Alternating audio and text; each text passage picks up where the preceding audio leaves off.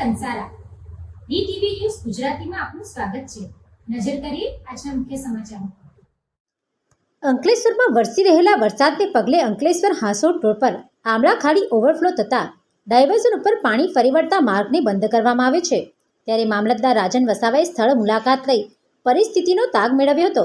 અંકલેશ્વરમાં ગત રાત્રિથી વરસી રહેલા વરસાદને પગલે અનેક વિસ્તારો પ્રભાવિત થયા છે। ત્યારે વરસી રહેલા વરસાદને પગલે આમલા ખાડી ઓવરફ્લો થઈ છે।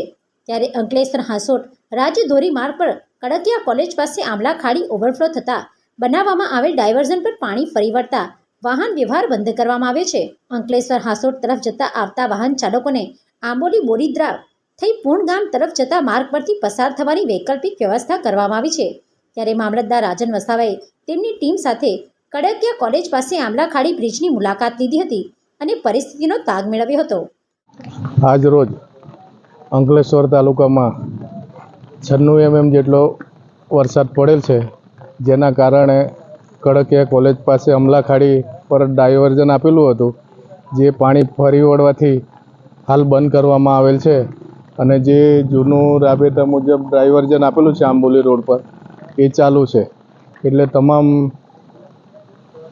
વાહનવાળાને વિનંતી કે ડાયવર્ઝન આપેલું છે એ મુજબ રૂટ પર જવા વિનંતી છે।